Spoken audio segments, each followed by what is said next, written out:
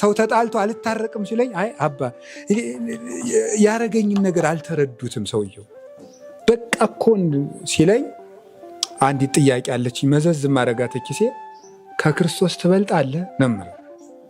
አይ አልበልጥም። ከክርስቶስ የበለጠ ደርሶብሃል? ኧረ እንዴ በፍጹም።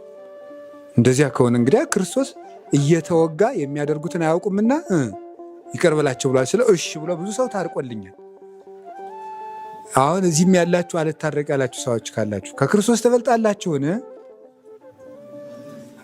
በሉ ተናገሩ። ከክርስቶስ የበለጠ ደርሶባችኋልን?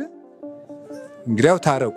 እሺ በሉ እንጂ በቃ ማንንም ሰው ይቅር ማለት ነው ያለብን። ማንንም ሰው አንደኛ ወዶ እኮ መከራ የሚያደርስብን የለም መስሎት ሰው የዋህ እኮ ነው። ምስኪን ፍጡር እኮ ነው። ማምላክ ምስኪን በስሜት የሚዋልን ምስኪን እኮ ነው። ድክ ድክ የሚል ሁላችን እኮ ነው። እኔም እኮ አሁን ስም ነው የተሸከምኩት እንጂ ድክ ድክ የምንል እኮ ነው። የሆነ የሚሰለቸን ምንደክ ምናምን ነገር እናቶች እና ሰው ቢያጠፋ ምን ይደንቃል? ይቅር ባይ ሰው መሆን አለብን።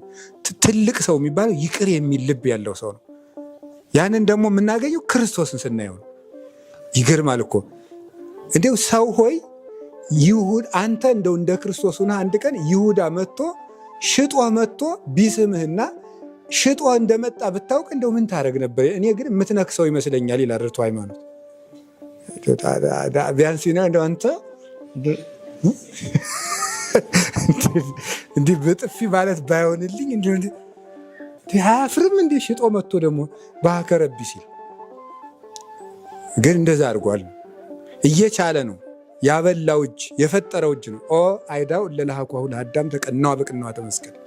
አዳምን ያበጃጁ እጆች በችንካር ተቸነከሩ። ወዮ አንክሮ ይገባል።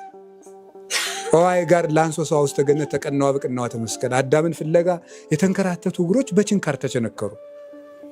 ክርስቶስን እያዩ መረጡ ማለት እሱን ስናይ ይቅር ባዮች እንሆናለን። እኛንስ ምን አይሁድ ጋር አስኬደን? እኛን የተወልን ዕዳ ስንት ነው? በእኛ የተወልን ዕዳ ከእኛ ውስጥ የሸፈነው ገመና ስንት ነው? እግዚአብሔር እወ ስረዩ ወይሰሪ ለክሙ እወ ህድጉ ወይሃድግ ለክሙ ተው ይተውላችኋል፣ ይቅር በሉ ይቅር ይላችኋል ይላል ቅዱስ ዮሐንስ አፈወርቅ በቅዳሴው።